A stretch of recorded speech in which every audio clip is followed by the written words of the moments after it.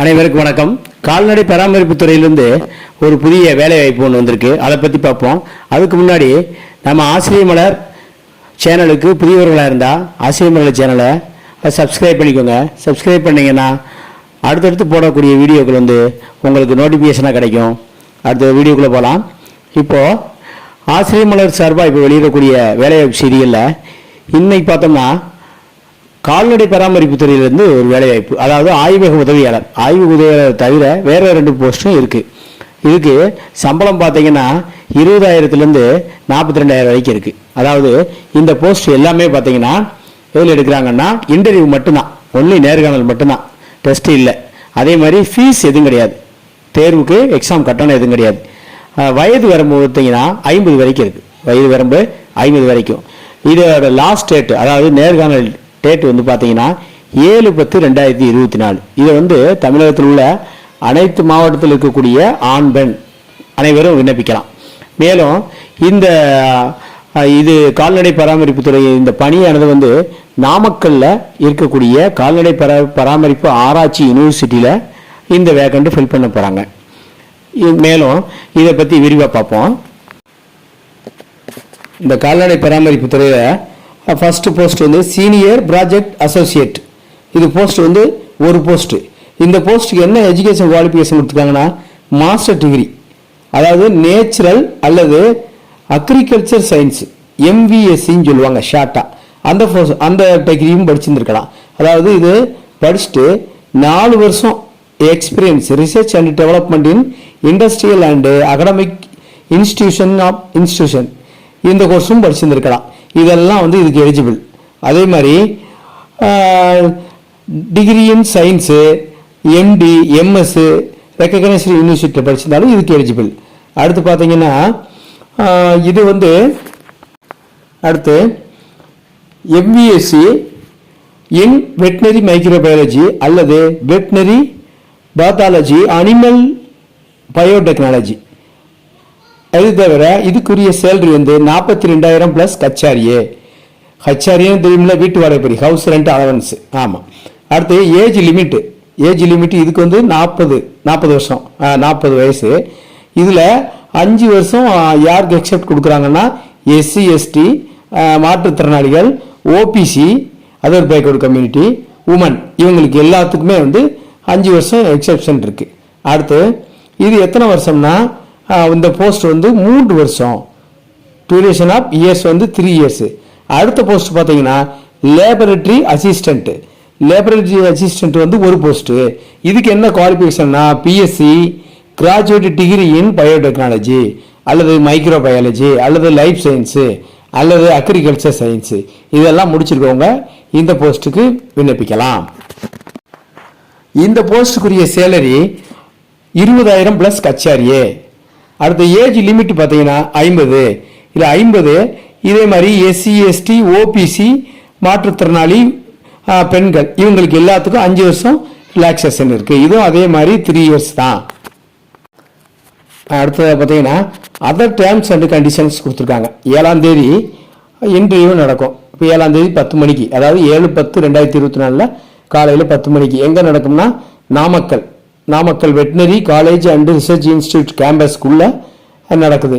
அதே மாதிரி பார்த்தீங்கன்னா கேண்டிடேட் 7/10/2024 9 மணிக்கு 9 to 10க்குள்ளே அங்கே அட்டன் பண்ணிடணும். 10 மணி தாண்டுறவங்களுக்கு அலௌட் கிடையாது, உள்ள கேம்பஸ்க்குள்ள அலௌட் பண்ண மாட்டாங்களாம்.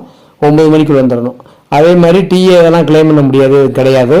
அதே மாதிரி UG PG PhD டிகிரி அதுக்கு எல்லாத்துக்குரிய எக்ஸ்பீரியன்ஸ் சர்டிஃபிகேட்டு அது எல்லாத்துக்குரிய சர்டிஃபிகேட் எல்லாம் நீங்கள் என்ன செஞ்சுட்டு வந்துடணும்னா கம்பல்சரியாக கொண்டு வந்துடணும். இன்டர்வியூவில் வெரிஃபிகேஷன் பண்ணுவாங்க, ஒரிஜினல் சர்டிஃபிகேட் கொண்டு வந்துடணும்.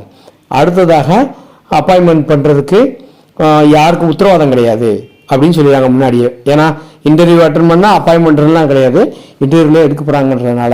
அதே மாதிரி இதை பற்றியான கேள்விகள் சிம்பிள் டெஸ்ட், ரிட்டன் டெஸ்ட் மாதிரி வச்சு எடுக்கிறாங்க. 40 மினிட்ஸ் அது நடக்க நினைக்கிறேன்.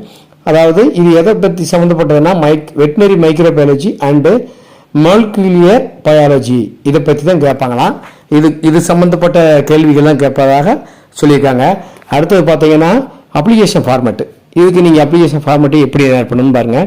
ஃபஸ்ட்டு நான் அதை டிஸ்கிரிப்ஷனில் நான் கொடுத்துட்றேன் அப்ளிகேஷன் லிங்க்கை.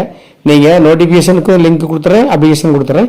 நீங்கள் அதை டவுன்லோட் பண்ணி முறைப்படி நீங்கள் அதை ஃபில் பண்ணிக்கலாம். ஃபஸ்ட்டு பார்த்தீங்கன்னா நேம், உங்களோட பேர், டேட் ஆஃப் பர்த்து எழுதிக்கோங்க, ஜெண்டரு மேலே ஃபீமேல் எழுதிக்கோங்க, ஏஜ் எழுதிக்கோங்க, நேஷனாலிட்டி எழுதிக்கோங்க, ஃபாதர்ஸ் நேம் எழுதிக்கோங்க, கம்யூனிகேஷன் அட்ரஸ்ஸு உங்கள் தகவல் தொடர்பு அட்ரஸ்ஸு, 8வது மொபைல் நம்பர் அண்ட் இமெயில் 8வது இருக்கிறதுல. 9வது காலத்தில் வந்து குவாலிஃபிகேஷன் வித் மார்க்ஸ், அதாவது நீங்கள் எவ்வளவு என்ன டிகிரி படிச்சிக்கிங்க, என்ன மேஜரு, அதுக்குரிய மார்க்கு, கிரேடு அதெல்லாம் நீங்கள் என்ட்ரி பண்ணிடணும். அடுத்து எக்ஸ்பீரியன்ஸு 10வது காலத்தில். 11வது ரிசர்ச் பேப்பர்ஸ் பப்ளிஷ்டு, அதாவது நீங்கள் எதாவது ரிசர்ச் பண்ணி பேப்பர்ஸில் வெளியே வந்துருந்துச்சுன்னா நேஷனல்ஸ்னால் இன்டர்நேஷ்னல் லெவலாக பண்ணிங்களா அதை பற்றி டீட்டெயில்ஸ் வரும். அப்புறம் ட்ரைனிங்கு, செமினாரு, கான்ஃபரன்ஸு அல்லது ஒர்க் ஷாப் அட்டன் பண்ணது, ப்ரெசென்ட் பண்ணது, இதை பற்றி டீட்டெயில்ஸ் இருந்துச்சுன்னா இந்த 12வது காலத்தில் நீங்கள் எழுதணும்.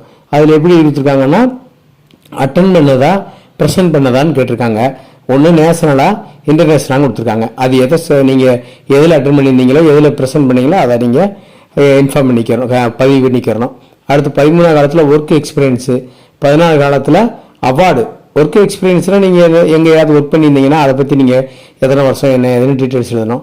அடுத்து அவார்டு எதுவும் வாங்கியிருந்தீங்க இது சம்மந்தப்பட்ட துறைகளில் அப்படின்னா அதை என்ட்ரி பண்ணணும். ப்ரெசன்ட் ஸ்டேட்டஸு, இப்போதைக்கு நீங்கள் என்ன நிலைமையில் இருக்கீங்க, ஒர்க் பண்ணிகிட்டு இருக்கீங்களா, அல்லது தனியார் துறையில் இருக்கீங்களா, அரசு துறையில் இருக்கீங்களா, அல்லது நீங்கள் ஒர்க் அன்எம்ப்ளாய்டா அப்படின்னு சொல்லி என்ட்ரி பண்ணணும்.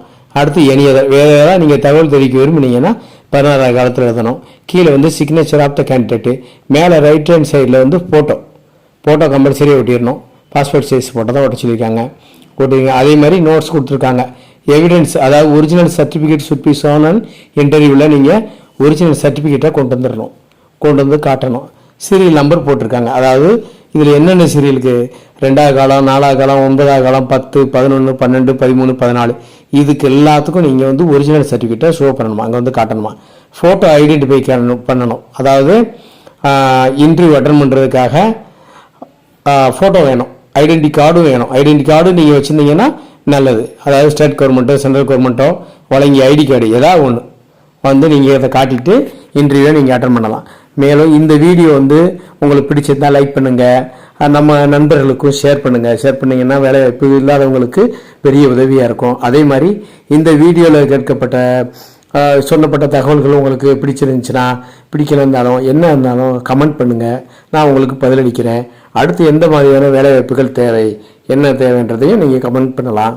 வாழ்த்துக்கள். வேலைவாய்ப்பு கிடைத்து, அரசு பணி கிடைத்து, வேலைவாய்ப்போட வாழ்க வளமுடன். நன்றி.